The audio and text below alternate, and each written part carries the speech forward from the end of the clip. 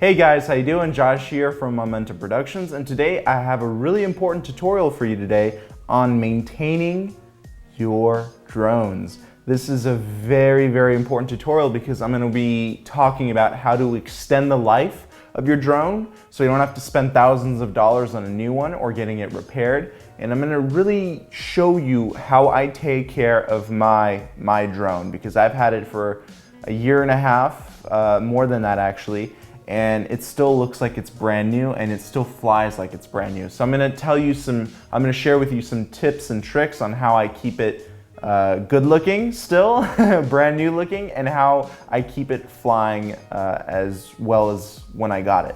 So let's go ahead and start off by talking about the battery. Now, I made another video that I'll post a link right here for. This video I talk about how to properly use DJI batteries, how to maintain them, how to exercise their cells so they don't go bad quickly. And I talked to you about how these batteries work. So I strongly suggest you watch that video first before you continue on with this video. This video is going to be talking about all of these components together. So for the battery, I strongly recommend after 6 months of use on a battery, I really want you guys to take a look at the pins or the connections inside the battery. I have my GH4 here to do some close-up shots with, so I'm going to go ahead and show you what I'm talking about. Inside the battery here, we have some connectors, gold connectors. You can see that they're actually copper, but I call them gold connectors. So what you can do, you can take one of those Q-tips and actually just clean any gunk or dust off of the copper connectors there. And for these two connectors that are off to the left, I strongly recommend blowing them out with air in case any dust gets inside. I've actually had a few battery errors due to some dust going into the connector. So what I did, I took a Q-tip and I just lightly brushed some of the dust away and actually sprayed it with compressed air, and that actually fixed my battery error. I've had it mid-flight, so it was a little scary. So make sure that you clean these connectors at least, once every 6 months, because they do tend to get dirty.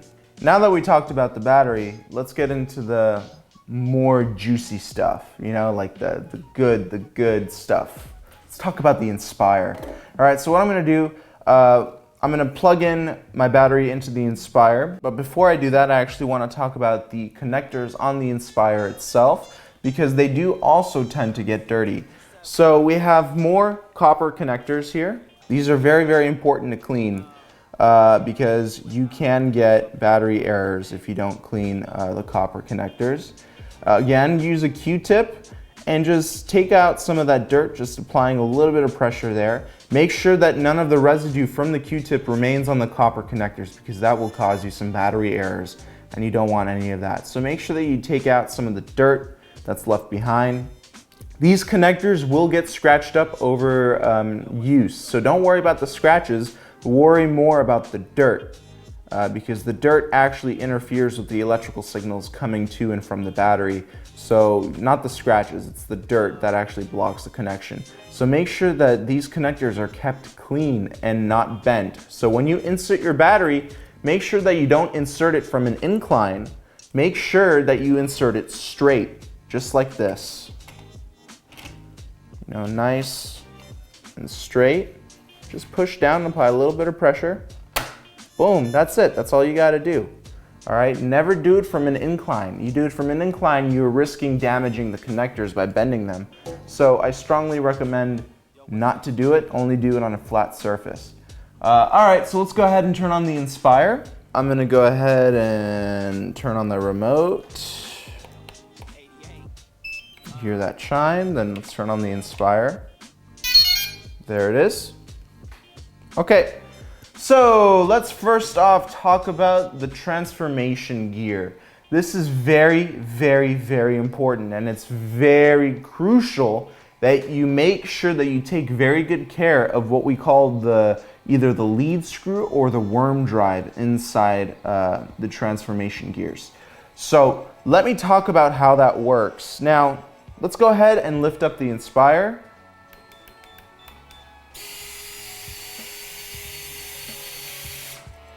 can go ahead and turn it off really quick. All right, so let's go ahead and talk about the worm drive and the lead screw inside the Inspire and how I like to maintain it. All right, here it is. Okay, so you cannot see the lead screw or the worm drive yet, but you can see this rubber grommet here, which is what is protecting the lead screw from any excess dirt. So what I like to do, in order to expose the lead screw, you should be either in travel mode or in flight mode, and I'm gonna show you how to do that in just a few minutes. It's really important though, to make sure that the lead screw is free from any dirt or grime. So what I like to do, I like to take this silicone lubricant. This silicone lubricant is excellent because it prevents from any excess dirt or dust getting onto the lead screw. It actually, it's not sticky, which is really great because a lot of lubricants can be really, really sticky, and that is what attracts dust. And I've been using this lubricant for a while, and it's actually very, very good. And what I like to do when the gears are up and the lead screw is exposed, I like to just spray a little bit on the inside onto the lead screw and work the transformation process by flipping the gear switch up and down, making the gears go up and down, and working that grease or lubricant into the screw and into the gears. That way it remains nice and fresh. So that's really, really important. So let me go ahead and do that. Let me go ahead and put the Inspire into flight mode. All right, so to do that, you hold up the Inspire, flip the gear switch up. You should be actually higher than that, maybe. I might have to stand up.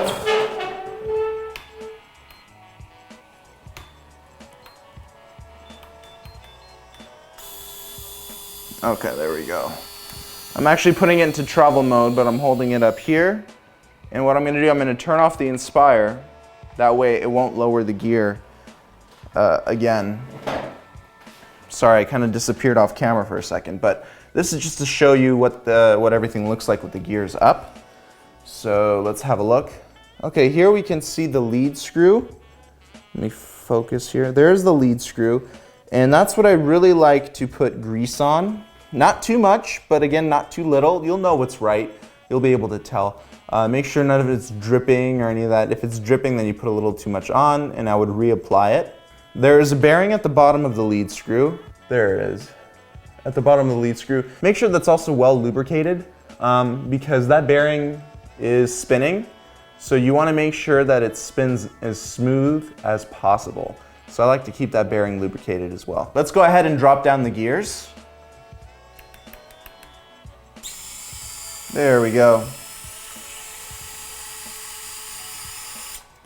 Now you can also tell if the landing gear is having problems by the sound of the motor, the sound of the actuator. If it sounds like it's struggling, like you hear that dying noise, then you're gonna have, you might have a problem in the gears. You might have to get it replaced. That's why I like to keep it lubed up, because you don't want to stress out the gears or the motors too much. And by taking good care of it, you extend the life of that actuator and the motor. So you're actually doing it, you're giving it more life because it is a very expensive part to replace. So also, again, never lift the never put the Inspire on carpet. Not only does the ultrasonic sensor not really work on carpet, so it won't know how low to drop the Inspire in travel mode, it actually also stresses the actuator for the landing gear tremendously. It really, really stresses the motor out. So only put the Inspire on hard surfaces. I cannot stress that enough. A lot of people damage their landing gear because they put the Inspire on carpet. Never ever do that. Always on hard surfaces. You don't want to give the landing gear a hard time, because if you do, you're stressing the motor, and when you're stressing the motor, you lessen its life, and you don't want to do that. So let's go ahead and talk a little bit more about the connection system here. We have light bridge. Let's go ahead and talk about light bridge. I'm going to zoom in here. We're going to take a look at the connectors here. All right, so what I also like to do, I like to look at the connections here. I like to make sure that these cables are in good shape, that they're not bent too much, and that none of the actual wire is exposed. Because inside this black cover, we have our wires.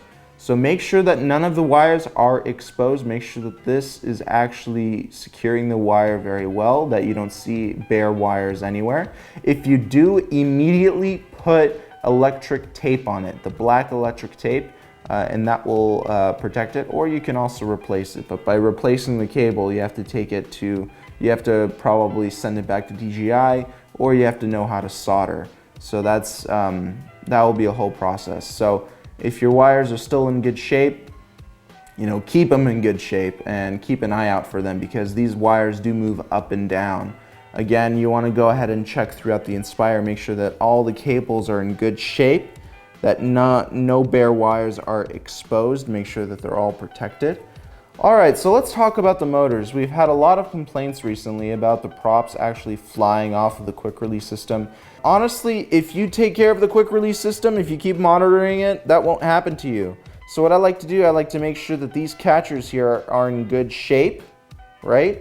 Make sure they're not chipped. Make sure that these screws, these Allen wrench screws, are tightened. And on top of that, I want you to make sure that the catchers inside the propellers are in good shape as well. Make sure they're not chipped or cracked. Mine are in very, very good shape. And what I like to do, I like to check these things after every 20 hours of flight. However, the quick release system, you should be checking every single time. That should be part of your pre-flight checklist, is to make sure that the quick release hubs are in good shape, no cracks or anything like that. Also, you want to make sure that your propellers are nice and straight and not bent. As you can see, they're very, very straight. I've had a propeller that was bent, and I recommend that you buy a new propeller if it is. Bending it back into place may weaken it, but you can try it if you like, just don't crack it. And yeah, make sure that these aren't bent, and as you can see, these are nice and straight. I also like to check these screws down here, make sure that they're nice and tight after every 20 hours of flight, these Allen wrench screws. All right, make sure those are all in good shape. I've actually had to replace one of those screws because they actually stripped on me, so I don't know if you can tell.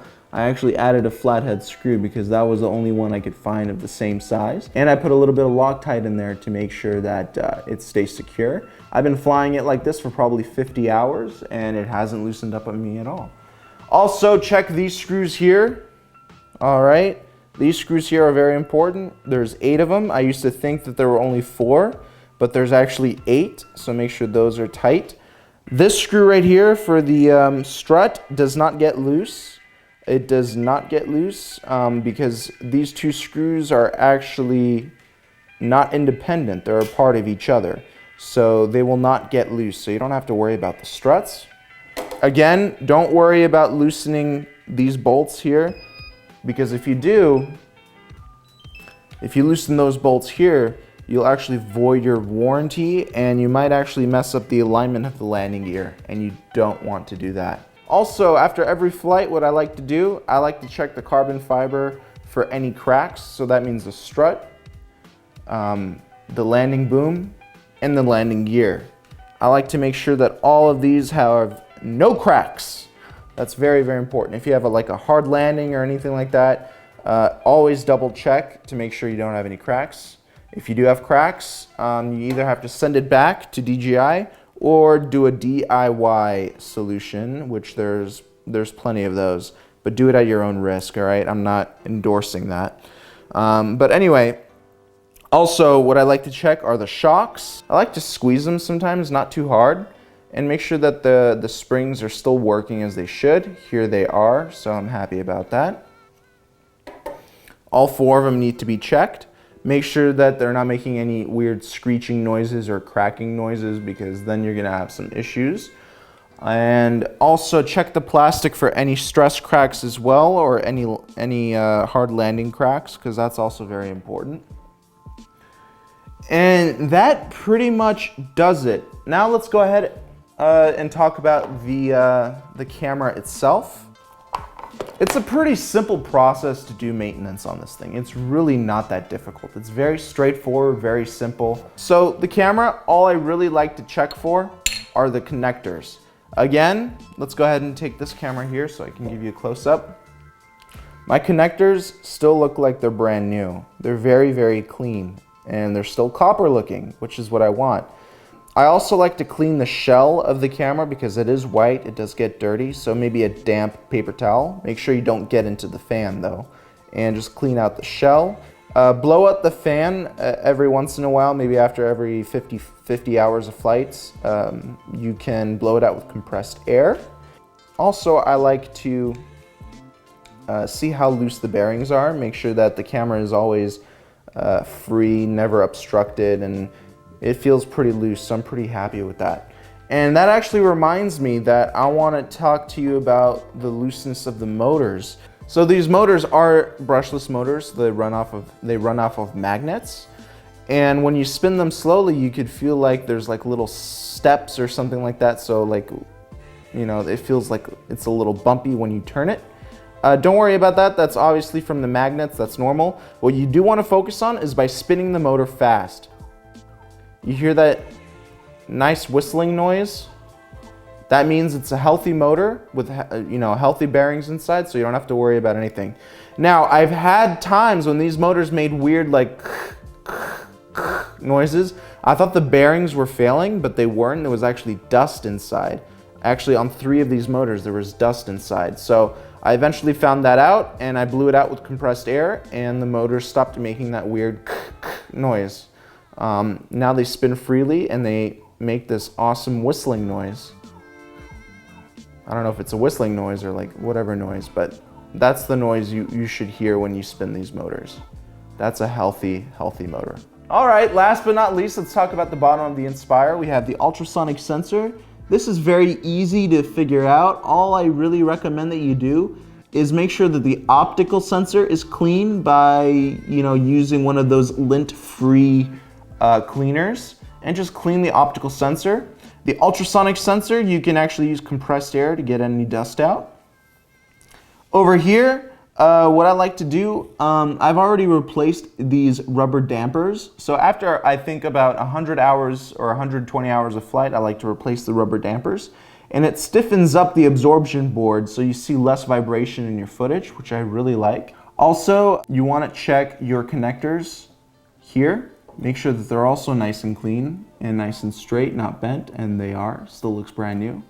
And if they are bent, you can actually try bending them into place, or you can also replace this piece. So let's talk about the remote really quick before I close off this video. The remote, sometimes dust can get into the joysticks. So what I like to do, I like to spray it out with compressed air, and that's about it.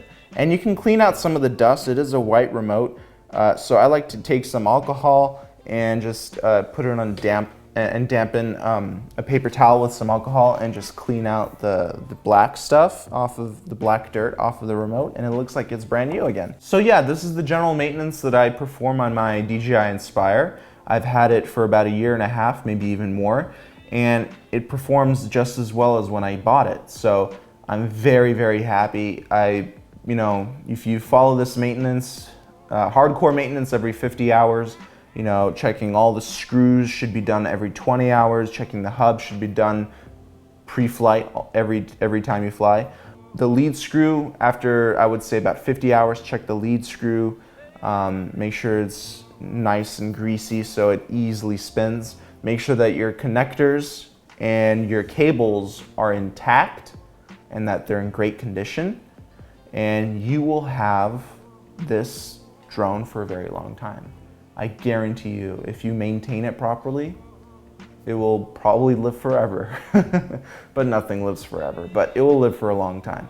So thank you guys so much for watching this video. If you liked it, please give it a thumbs up, like it, share it, and subscribe to my channel. And check out my website at capturethemomentum.com. Sign up for my free newsletter, and you'll have a chance to win a free month's worth of Skype coaching with me. Also, if you're a company and you would like me to review your products, also please email me at info@capturethemomentum.com. All right, guys, thank you so much for watching, and I will talk to you soon. Bye-bye.